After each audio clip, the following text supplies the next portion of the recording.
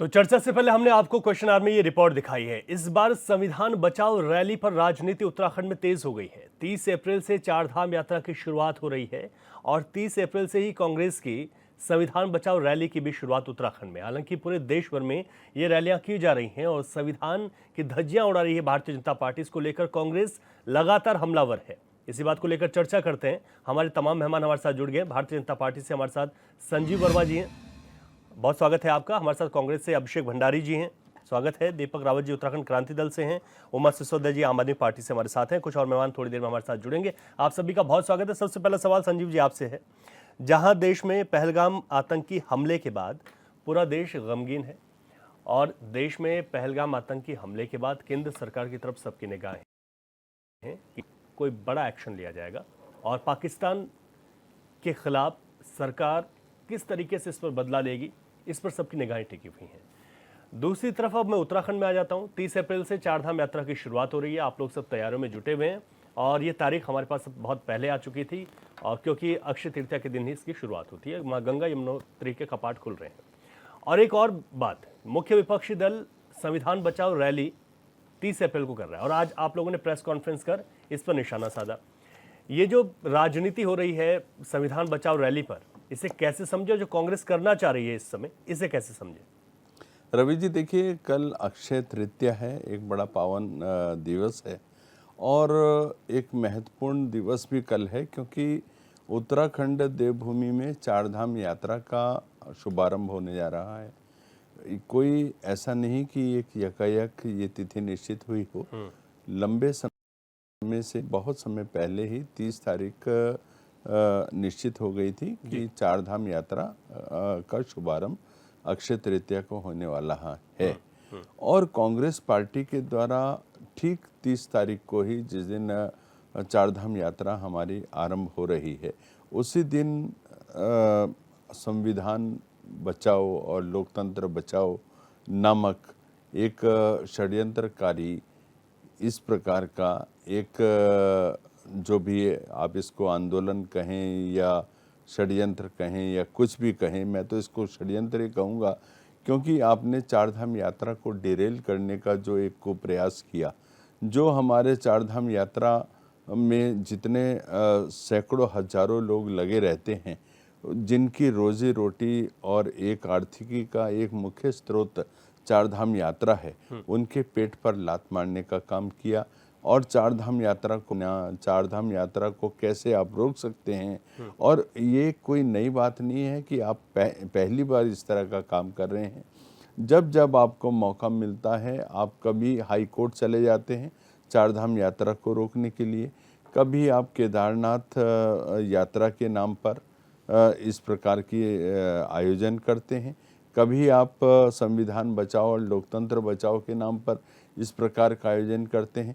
देखिए, अभिव्यक्ति की आज़ादी का अधिकार सभी को है, भाजपा को भी है, कांग्रेस पार्टी को भी है, आम आदमी पार्टी को भी है, यूकेडी को भी है और तमाम लोगों को है, आम व्यक्ति को है। किंतु समय का मैं सोचता हूँ ध्यान रखना चाहिए।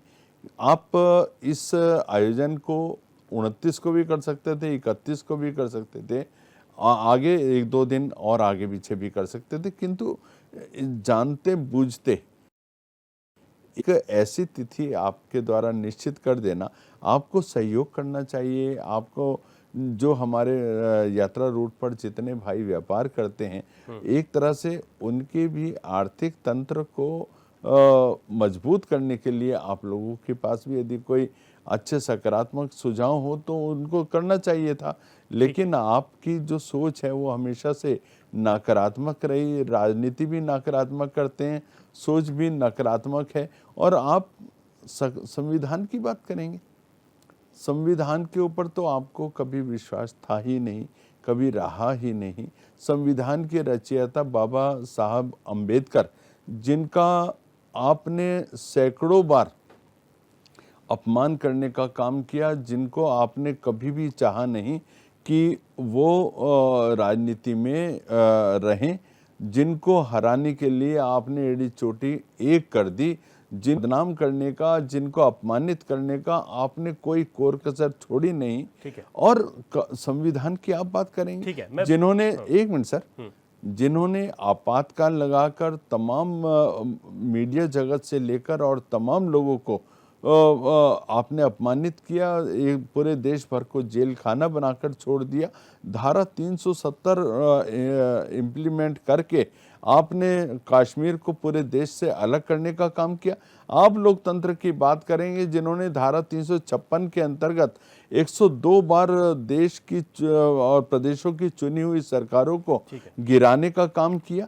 मैं सोचता हूँ आपको तो बोलने का भी शायद अधिकार नहीं, आपके लिए कोई सर्वोपरि है तो केवल और केवल सोनिया गांधी, राहुल गांधी, प्रियंका गांधी और राहुल वाड्रा, गांधी परिवार से ऊपर आपके लिए मैं सोचता हूँ देश भी आपके लिए कुछ भी नहीं। और लोग भी हैं, चर्चा जारी है अभी। धन्यवाद रवि जी। मैं आपकी चर्चा में तारीख पर भी जवाब दीजिएगा। इस तारीख का जिक्र भारतीय जनता पार्टी कर रही है, और ये भी जवाब दीजिएगा जो संविधान बचाने की आप लोग बात कर रहे हैं, और ये कहा गया है कि संविधान की सबसे ज्यादा धज्जियां तो कांग्रेस ने उड़ाई। रवि जी, हमारे विद्वान प्रवक्ता हैं संजीव वर्मा जी, तो इनकी बात का भी जवाब दे रहा हूँ कि संविधान किसको बोलते हैं, और इनके प्रदेश अध्यक्ष जो महेंद्र भट्ट जी हैं, इनको भी जवाब दूंगा कि संविधान किसको बोला जाता है। जब यहाँ पे संविधान बना था तो संविधान सभा के अध्यक्ष हमारे बाबा साहब भीमराव अंबेडकर कोई भाजपा या आरएसएस की बपौती से उसके अध्यक्ष नहीं बने थे। हमारे कांग्रेस के वरिष्ठ नेता थे बाबा साहब भीमराव, और जो सर्वनिर्णय थे, ऐसा भी संभव हो सकता था कि दूसरे को बनाया जा सकता था। आप ये बताइए कि उन्हीं को क्यों बनाया गया?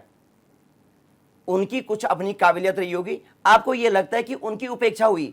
आपको तो हर एक दूसरे की बातों में कुछ ना कुछ नुक्स नजर आते हैं।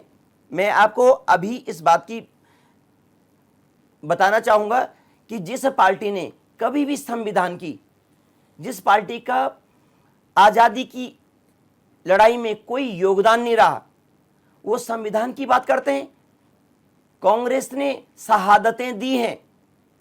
जब कांग्रेस पार्टी का गठन नहीं था तो भी कांग्रेस की मूल अवधारणा थी। जब कांग्रेस पार्टी का गठन हुआ, गांधी परिवार के कितने लोग जेलों में गए, गांधी परिवार के कितने लोग जेलों में गए, केवल इस बात का जवाब दो।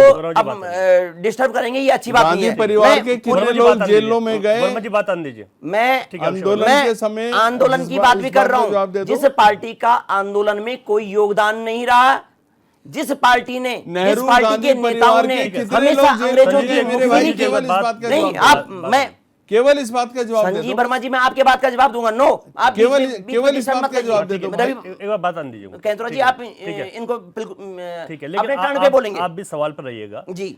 सवाल ये है, 30 अप्रैल से उत्तराखंड में चारधाम यात्रा शुरू हो रही है। मैं अपने पॉइंट पे आ रहा हूं। 30 अप्रैल से ही आपकी रैली शुरू पहले मैं, जब इन्होंने संविधान की बात करी, तो संविधान, पहले ये इनको ये पता होना चाहिए कि संविधान क्या होता है, इसमें अभिव्यक्ति की आजादी क्या होती है। जिस पार्टी के नेताओं को 2014 में ये दिखता है कि आजादी 2014 में हुई, जब 2000 मोदी की पहली सरकार बनी, तो इससे पहले कांग्रेस की या अन्य पार्टियों की सरकार भी रही, क्या इनको आजादी नहीं दिखी क्या? जिस पार्टी ने कभी भी राष्ट्रीय ध्वज का सम्मान नहीं किया, उस पार्टी क्या वो संविधान की बात करेगी? इनके प्रदेश अध्यक्ष महेंद्र भट्ट जी अभी बता रहे हैं कि कांग्रेस को इमरजेंसी की बात उन्होंने बताई। इमरजेंसी किस हालात में हुई, किस तरह से हुई, ये एक अलग विषय है। जब आज की डेट में प्रधानमंत्री के बारे में या किसी भाजपा के पक्ष में, भाजपा के बारे में अगर कोई शब्द निकलता है, तो भाजपा के सारे नेता, सारे प्रवक्ताओं को वो एक देशद्रोही नजर आता है। जिस समय इंदिरा गांधी प्रधानमंत्री थी, इमरजेंसी किस हालत में लागू करी गई, जब लाखों की संख्या में उनके घर का घेराव कर दिया गया, उनके आवास का, उनके भवन का घेराव कर दिया गया, तो इमरजेंसी एक उस समय का निसंदेह एक गलत कदम था। लेकिन उनके पास चारा क्या था, आप बताएंगे क्या?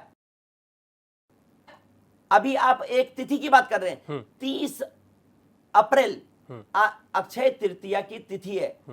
तो इस गूंगी, बहरी, बेरहम सरकार, निर्मम सरकार से निजात दिलाने का इससे सुनहरा, इससे अच्छा दिन हो नहीं सकता है। ठीक है। अब जब कांग्रेस पार्टी ने अलग जगाई है जनता के बीच में, शर्म आती है आपकी सोच नहीं, पर मेरे भाई। आपको शर्म आती है तो डूब मरना चाहिए आपको, अगर आपको शर्म आती है।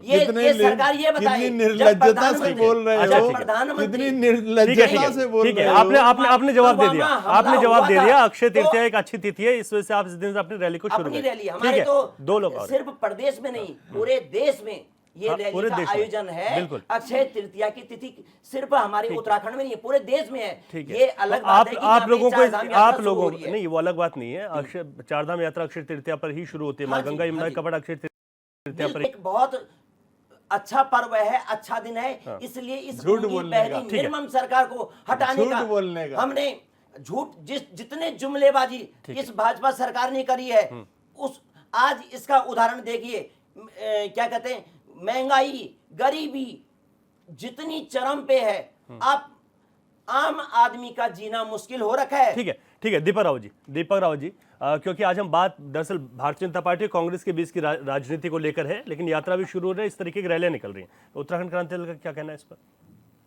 देखिए, निश्चित रूप से भारतीय जनता पार्टी हो या कांग्रेस हो, इस मुद्दे पे दोनों ही राजनीति कर रहे हैं।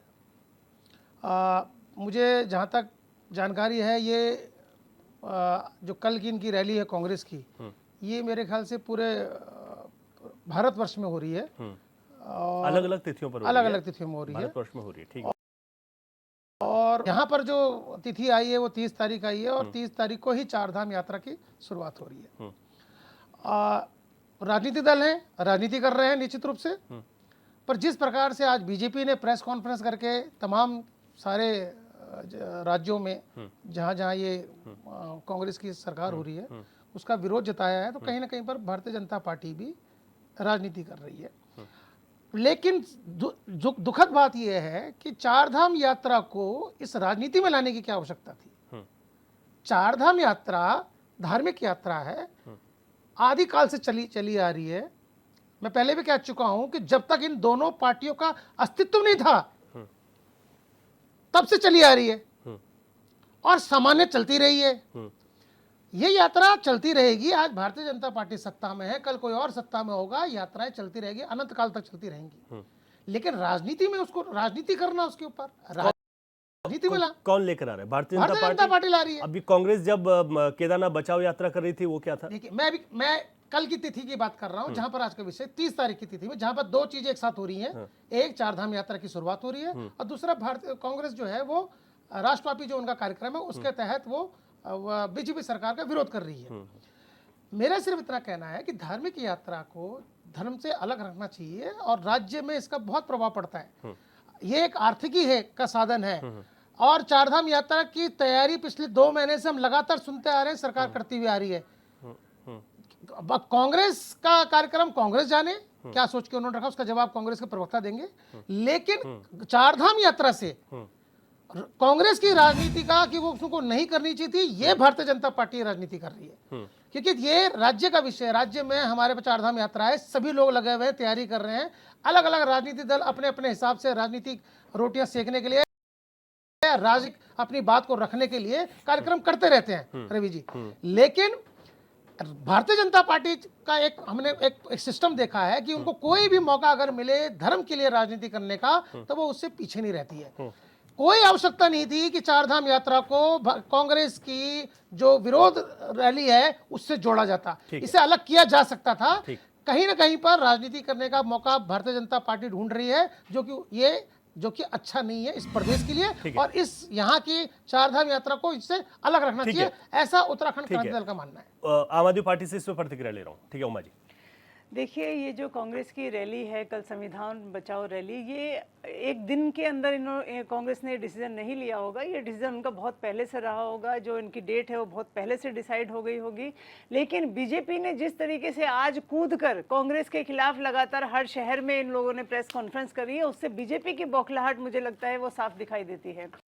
कहीं किसी के दिमाग में प्रश्न आया होगा, विचार कौंधा होगा कि अरे तो चारधाम यात्रा के टाइम इन लोगों की रैली आ गई है कांग्रेस की, चलो एक काम करते हैं, इस पे इसको एक धार्मिक मुद्दा बनाने का प्रयास इसको किया जाता लेकिन है। रैली तो आगे पीछे हो सकती है ना, यात्रा तो उसी दिन होगी, रैली तो आगे पीछे हो सकती है शायद। देखिए इतना पूरे देश में जब कांग्रेस ने अपनी रैली की जो डेट्स हैं वो डिसाइड की, और अक्षय तृतीया जो एक पवित्र तिथि हमारे यहाँ मानी जाती है, इस पवित्र तिथि में अगर कांग्रेस जो देश का सबसे प्रमुख विपक्षी दल है, वो प्रमुख विपक्षी दल इस देश के लोकतंत्र को बचाने का एक प्रयास करती है, तो मैं नहीं समझती कि उन्होंने कुछ गलत किया।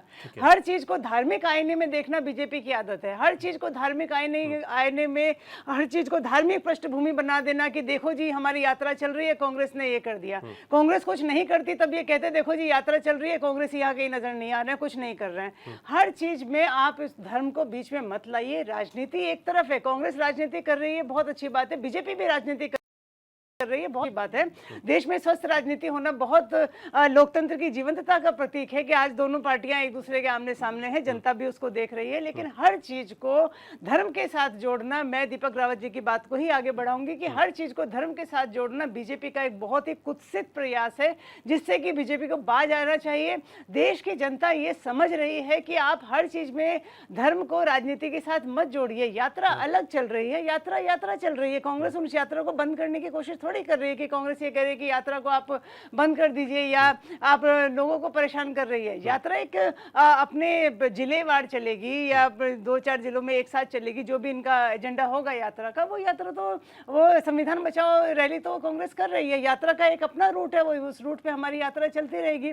अगर कोई रैली देहरादून में है तो बताइए उसका यात्रा पे क्या इफेक्ट पड़ेगा। अगर कोई रैली कांग्रेस चक्रोता में निकाल रही है तो उसका यात्रा पे कोई इफेक्ट नहीं पड़ेगा।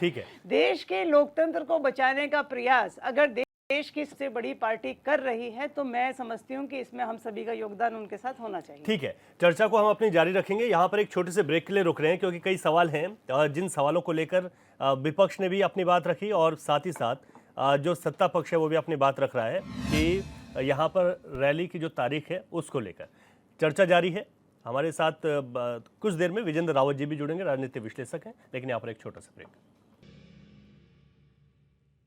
ब्रेक के बाद एक बार फिर आपका स्वागत है। आज क्वेश्चन आवर में हम चर्चा कर रहे हैं। बीजेपी ने कहा है कि यात्रा को प्रभावित करने के तहत कांग्रेस ने अपनी रैली यहां पर 30 तारीख को रखी, लेकिन कांग्रेस का कहना है कि चारधाम यात्रा अपनी जगह है और अक्षय तृतीया के शुभ दिन पर ही संविधान बचाने के लिए कांग्रेस ने ये रैली उत्तराखंड में रखी है। इसी बात की चर्चा आगे बढ़ाते हैं। तमाम पॉलिटिकल पार्टी से हमने इस पर रिएक्शन लिए। इस वक्त हमारे साथ विजेंद्र रावत जी जुड़ गए हैं, राजनीतिक विश्लेषक हैं। विजेंद्र जी, आपका बहुत स्वागत है आज की इस चर्चा में। और हम बात कर रहे हैं कि एक तरफ कांग्रेस रैली निकालने जा रही है, रैली है संविधान बचाने की, दूसरी तरफ यात्रा भी शुरू है कल से उत्तराखंड में, और इसी पर राजनीति भी चल रही है। हम कैसे समझ सकते हैं, क्या रैली निकालना अलग जगह है, यात्रा अपनी जगह अलग है? और हालांकि भारतीय जनता पार्टी से कह रही है कि ये षड्यंत्र है यात्रा को प्रभावित करने का। देखो, मुझे लगता है कि जो पार्टी है कांग्रेस है, ये हर जगह बीजेपी के पिच में ट्रैक में फंस रही है।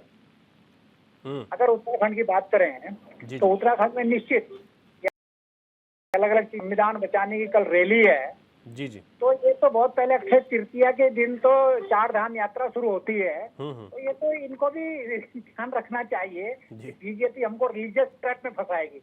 सही बात। और कांग्रेस फंस गई है।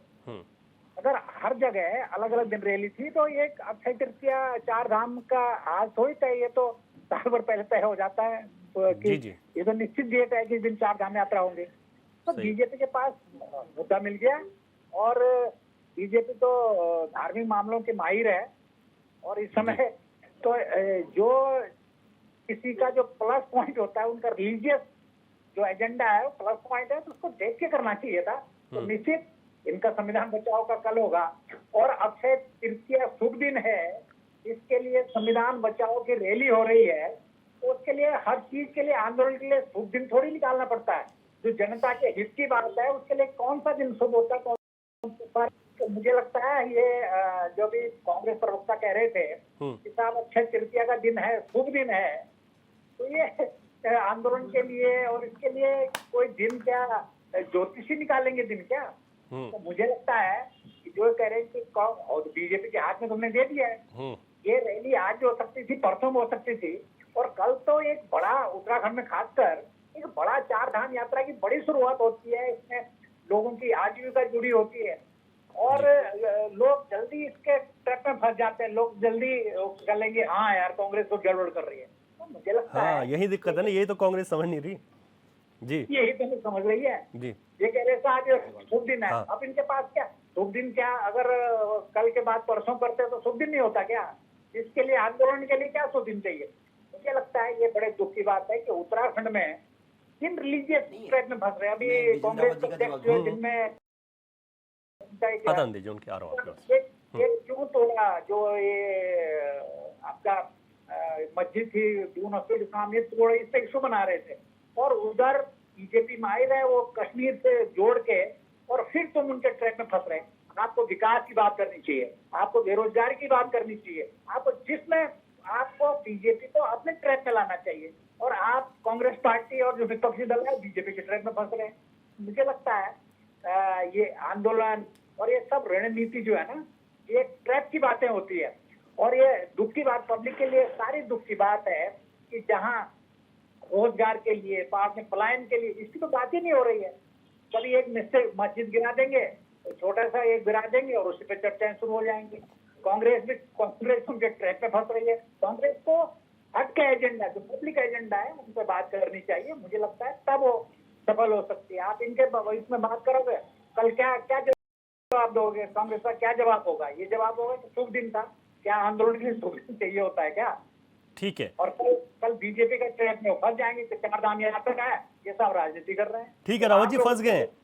आज प्रेस कॉन्फ्रेंस कर दी भारतीय जनता पार्टी ने सभी जगह। अभिषेक भंडारी जी जवाब दे रहे हैं, इस पर सुन लेते हैं। भंडारी जी। बड़े भाई बिजेंद्र रावत जी अभी बता रहे थे कि आंदोलन का कोई दिन नहीं होता है। निसंदेह आप क्या आज तक कांग्रेस पार्टी क्या घर में बैठी हुई है क्या?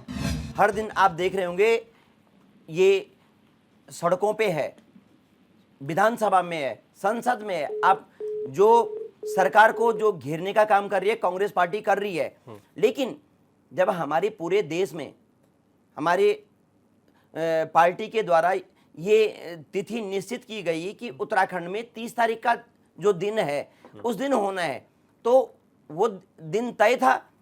अभी आप बताओगे अक्षय तृतीया गंगोत्री और यमुनोत्री की कपाट खोलेंगे, 2 तारीख को फिर केदारनाथ के कपाट खोलेंगे, 4 तारीख को भगवान बद्री विशाल के कपाट खोलेंगे, 25 मई को हेमकुंड साहिब के कपाट खोलेंगे। ऐसे तो आप हर दिन बोलोगे कुछ ना कुछ तो नई चीज हो रही है।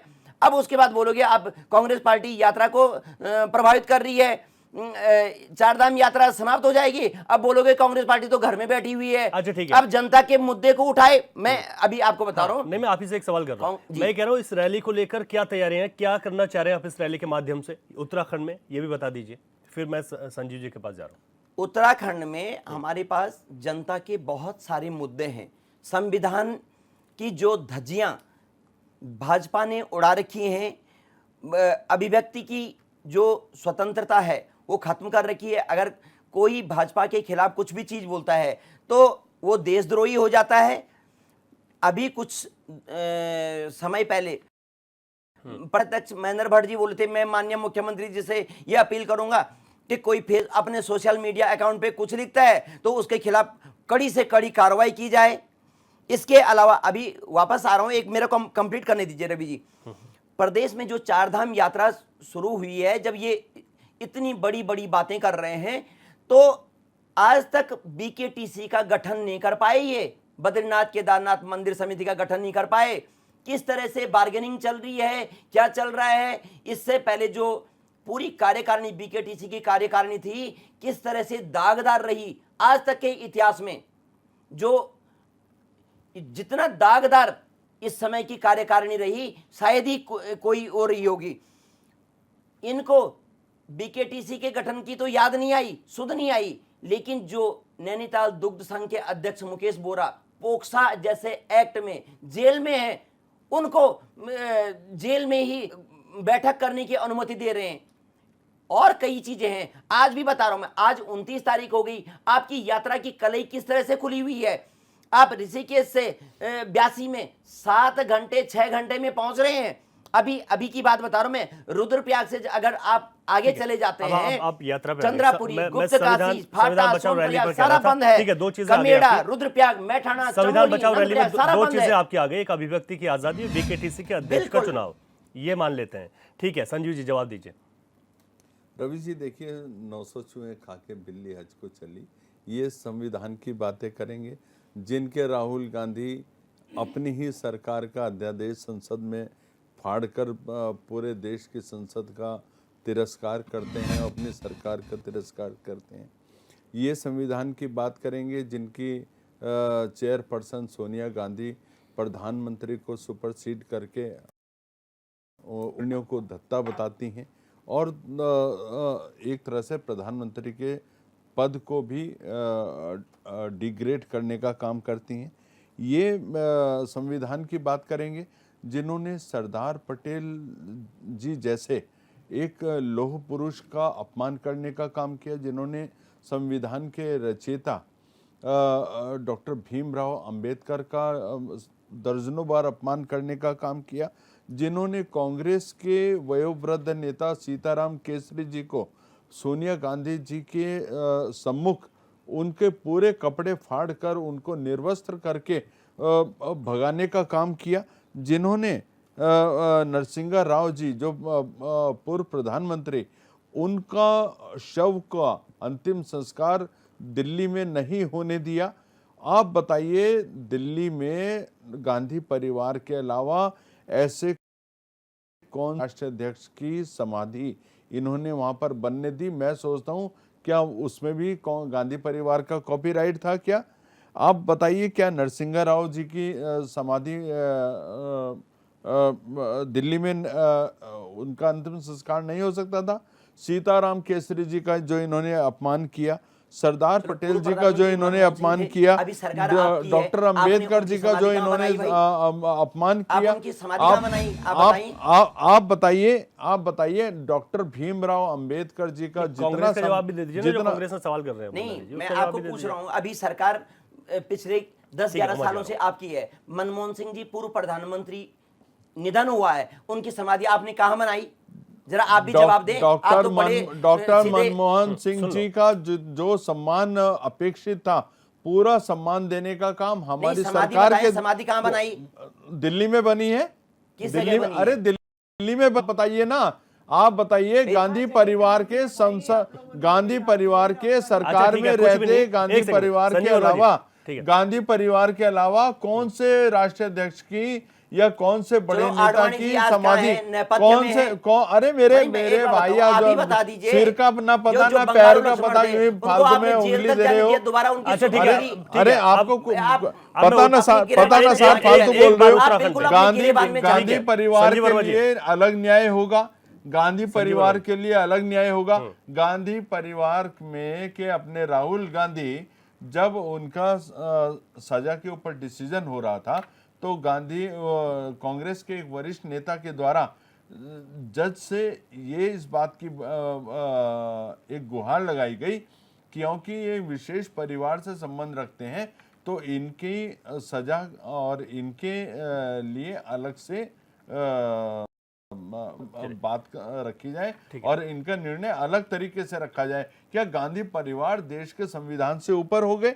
ये तो बिल्कुल गलत बात है। आपके प्रधानमंत्री मोदी जी बोलते हैं मैं तो बायोलॉजिकल हुआ ही नहीं हूं, मुझे पूर्व आभास होता है मैं भगवान से बना हूं, और उसके बाद बोलते हैं इंसान से गलती हो जाती है। ये कैसे प्रधानमंत्री हैं भाई? कश्मीर आप को 10 साल पहले कुछ बात बोलते हैं, आज बोलते हैं कि मेरे से गलती हो गई है। कांग्रेस पार्टी के द्वारा किया नहीं, गया। आप ऐसी, ये कोई बात हुई क्या? बड़ी बात ये है, बड़ी बात ये है, प्रधानमंत्री मोदी बोलते हैं मुझे पूर्वाभास हो जाता है, पहलगाम हमला हुआ, कहां चले गए तुम्हारा पूर्वाभास? आपका पुलवामा अटैक हो गया, कहां चले गया आपका पूर्वाभास? ये है आपका प्रधानमंत्री ऐसे होते हैं? आप दोनों लोगों से रिक्वेस्ट, ठीक है उमर सिसोदिया, ठीक है उमर सिसोदिया गिराने का काम करोगे, ठीक है उमर सिसोदिया का अपमान करने का काम उमर करोगे। सिसोदिया जी, ये है आपका ठीक है संजीव जी, ठीक है, शर्म नहीं आती? संजीव जी ठीक है, उमर सिसोदिया रवि जी इतनी बार मैं हट चुकी हूँ और आज ये पहला मौका है जब मैं देख रही हूँ कि बीजेपी की प्रवक्ता महोदय, और क्योंकि आप प्रवक्ता हैं तो आपके पीछे मैं समझती हूँ ये आपकी आवाज पूरी पार्टी की आवाज है। आज कांग्रेस से आप लोग कितने ज्यादा परेशान हैं, आज आपको कांग्रेस के नेताओं की याद आने लगी, देखो नेता ने कितना अच्छा काम किया। लेकिन ये अच्छा साइन है कि आज आप कांग्रेस के नेताओं को, चाहे वो सीताराम येचुरी हो, चाहे आपने जिन तमाम नेताओं के बारे में आपने कहा, उनके बारे में आपके पॉजिटिव वर्ड्स निकले हैं कि इसका मतलब, मैं तालियां बजाने वाली बात है, इसका मतलब ये कांग्रेस के नेताओं ने कुछ तो काम किया है जो आज आप उनको कह रहे हैं। और आज गांधी परिवार किसी भी प्रमुख पद पर नहीं है। उमा जी, मेरी बात तो पूरी होने दीजिए, आपने बात बोली, मैंने बीच में कुछ नहीं बोला। मैं आपकी बात आज गांधी का जवाब परिवार दे रहा हूं। किसी भी पद पर नहीं है। मैंने सीताराम आज केसरी गांधी का परिवार की कहीं मुख्यमंत्री नहीं है। सरदार पटेल जी का उल्लेख नहीं, इसलिए अच्छी बात किया, है, अच्छी बात है। इसका मतलब आप डॉक्टर स्वीकार भीमराव करते हैं अम्बेडकर जी कि का उपयोग कांग्रेस के नेताओं ने कहा आपका नाम का उल्लेख कांग्रेस के इसलिए प्रवक्ता किया को वाकई में क्योंकि- धन्यवाद देना चाहिए। आज उन्होंने तारीफ की है क्योंकि कांग्रेस ये के संविधान नेताओं की बात कर रहे बिल्कुल। हैं। ठीक है, ठीक है, संविधान ठीक की है। बात अच्छा, उमा जी की बात पूरी आने अपने दीजिए। नेताओं का ठीक है, कह रहे हैं। ठीक है, एक ये सेकंड। अपने नेताओं का कह रहे उमा जी हैं। बात हमारे पूरी कीजिए। नेताओं का सम्मान ठीक है, करें। एक सेकंड। आज आपने संजय जी, कांग्रेस के नेताओं की तारीफ की, उसके बात लिए पूरी आपका पूरी तो बहुत-बहुत सुनिए, मैं उसके इन बाद सब उनकी लोगों बात। की बात इसलिए कर रहा हूँ, क्योंकि संविधान की कांग्रेस बात कर रहे पार्टी हैं। के लिए ठीक है। गांधी परिवार ही सब कुछ है। ठीक है, उमा जी की बात उसके पूरी अलावा- आने दीजिए। संजीव जी, उसके अलावा आज- किसी की आज कोई वैल्यू नहीं गांधी है। परिवार ना कहीं का मुख्यमंत्री है, कोई सदस्य उनका कहीं मुख्यमंत्री नहीं है, ना आज गांधी परिवार कांग्रेस के किसी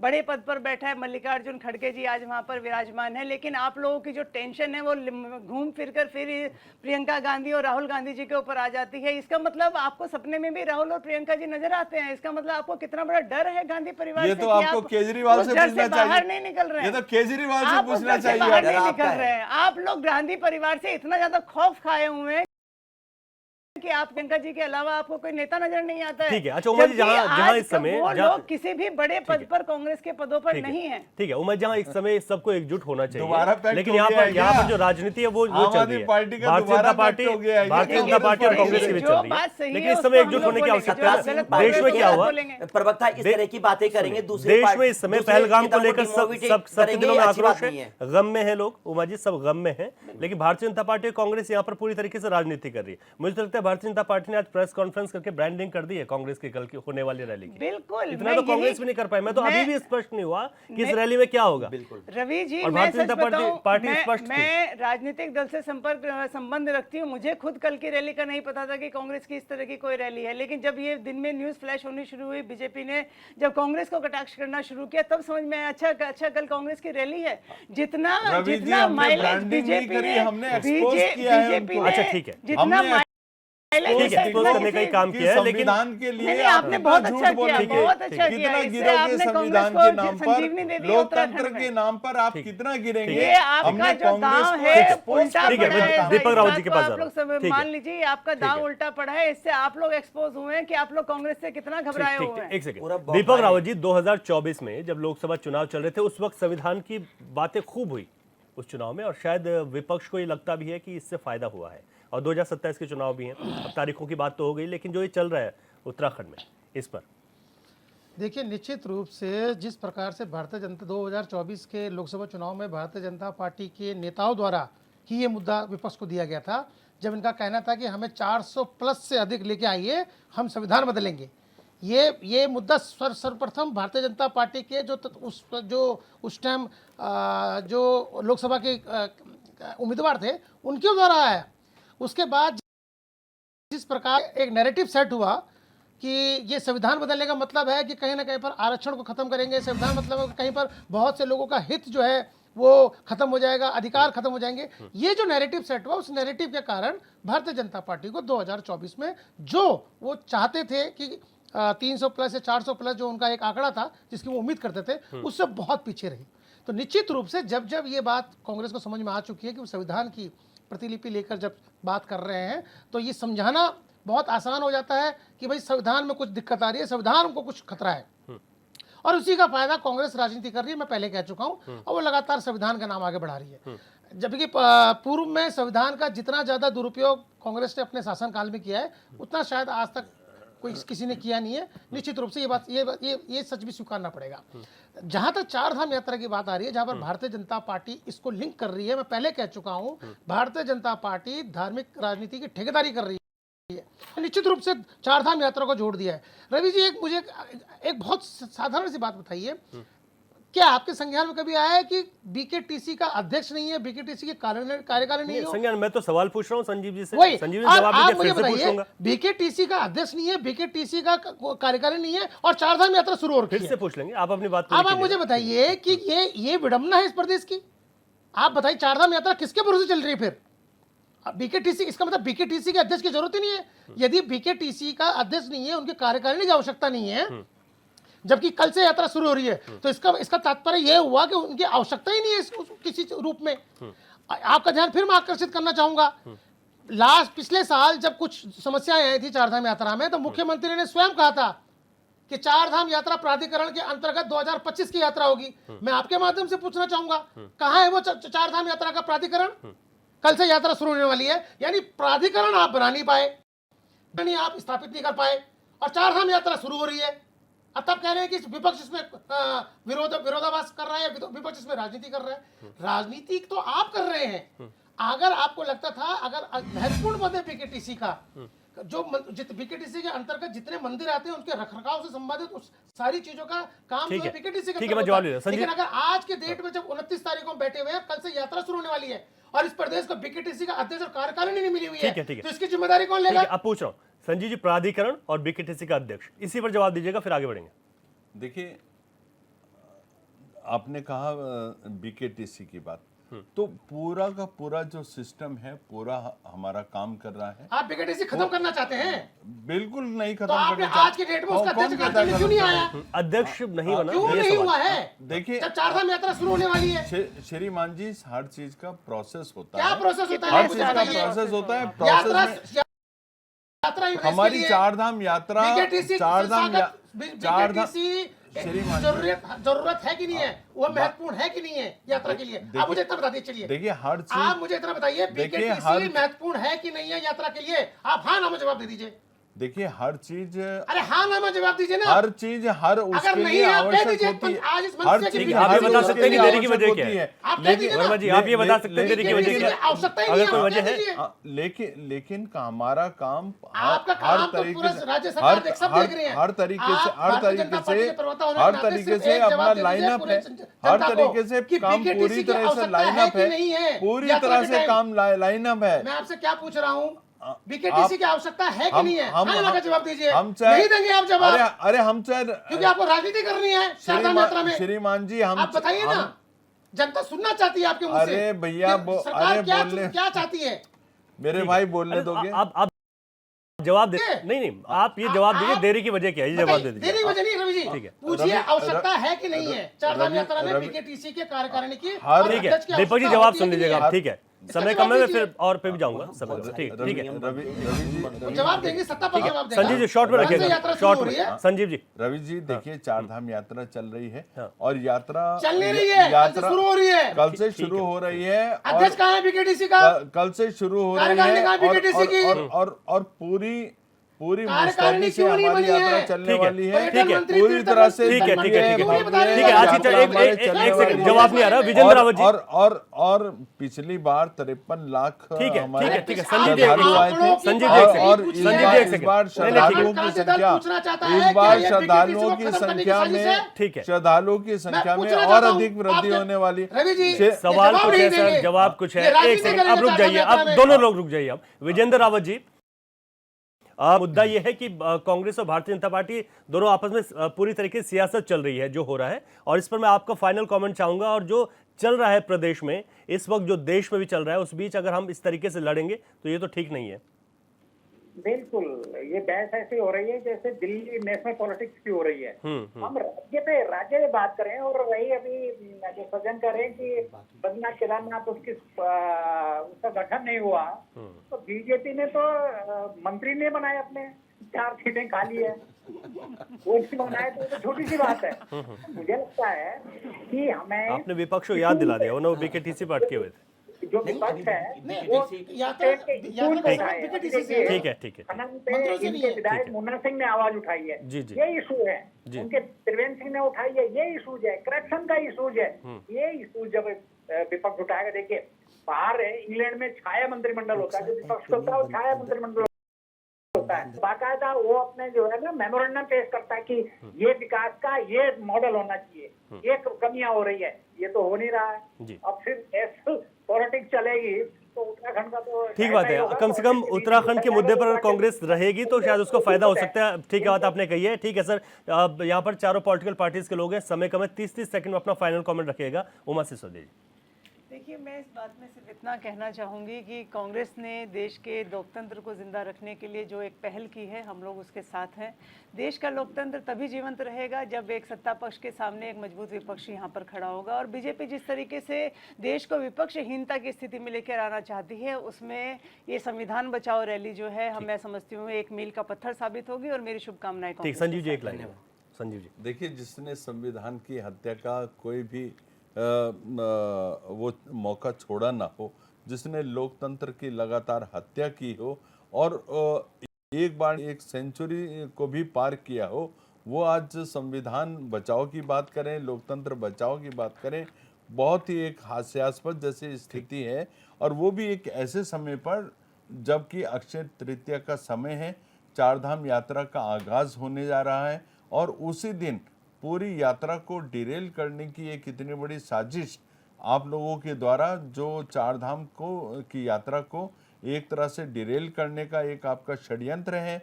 और आप उत्तराखंड को बदनाम करना चाहते हैं, उत्तराखंड की जो आर्थिकी है उसको डिरेल करना चाहते हैं, आर्थिकी तंत्र को कमज़ोर करना चाहते हैं। तो मैं सोचता हूँ आपको बाज आना चाहिए और आपका जो कल की यात्रा है, यदि आपके अंदर थोड़ी सी भी नैतिकता शेष बची है तो इस यात्रा को 30 तारीख के बजाय किसी और दिन करने के ऊपर आपको विचार करना चाहिए। जिस देश के प्रधानमंत्री पुलवामा हमला के बाद जिम कॉर्बेट में दिखाई देते हैं और पहलगाम हमले के बाद वापसी अपनी चुनावी रैली में दिखाई देते हैं और बताते हैं कि हमें पूर्वाभास हो गया है। ये लगता तो जरूर है पूर्वाभास हुआ होगा इनको कि जो कांग्रेस की संविधान बचाओ रैली है, इसके माध्यम से ये नेस्त नाबूद होने वाले हैं, इनकी कलई खुलने वाली है, जनता के सामने ये बेनकाब होंगे, औंधे मुंह गिरेंगे। तो प्रधानमंत्री जी और ये भाजपा को पहले से आभास हो गया है, इसलिए ये आज अपना इस तरह से कार्यक्रम कर रहे हैं। और चारधाम यात्रा के लिए तो शुभकामनाएं हैं, लेकिन हमारी यात्रा के लिए भी आप शुभकामनाएं दीजिए। ठीक है, दीपक राव जी। भारतीय जनता आपको दे दी शुभकामनाएं, आम आदमी पार्टी ने दी। धन्यवाद। दीपक राव जी से पूछिए। चारधाम यात्रा इस प्रदेश के लिए बहुत महत्वपूर्ण है और कल से उसकी शुरुआत हो रही है, तो निश्चित रूप से प्रदेशवासियों के लिए, सभी के लिए एक अच्छी बात है और ये यात्रा सफल हो उत्तराखंड क्रांति दल करता है। लेकिन एक सवाल बनता है कि जहाँ पर भारतीय जनता पार्टी कांग्रेस से ये उम्मीद कर रही है कि वो अपना कार्यक्रम आगे पीछे कर ले, तो निश्चित रूप से प्रश्न चिन्ह प्रधानमंत्री के पास भी है कि जब पहलगाम का जो अटैक हुआ तो अगले दिन जो उनकी बिहार की जो यात्रा थी उसको भी तो स्थगित किया जा सकता था। वक्त इतना ही, आप सभी मेहमानों लगता है कि राजनीति बहुत ज्यादा महत्वपूर्ण होती है और जो मुद्दे होते हैं वो कहीं गौण हो जाते हैं। ठीक है, आप सभी मेहमानों का बहुत शुक्रिया आज की चर्चा में भाग लेने के लिए। क्वेश्चन आवर में आज बातचीत हुई उत्तराखंड में चारधाम यात्रा की शुरुआत को लेकर और साथ ही उसी दिन से कांग्रेस की रैली की शुरुआत को लेकर भी। लेकिन उत्तराखंड की जनता बहुत समझदार है और जानती है कि क्या उत्तराखंड में चल रहा है और किस तरीके से सबको जवाब देना है जब वक्त आएगा। फिलहाल चारधाम यात्रा कल से शुरुआत है, इसलिए बहुत शुभकामनाएं चारधाम यात्रा को लेकर कि इस वक्त हमारी यात्रा सरल, सुगम और सुदृढ़ और सुरक्षित तरीके से पूरी हो और संपन्न हो, जिस पर पूरी तैयारियां भी की जा रही हैं। क्वेश्चन आवर में इतना ही। नमस्कार।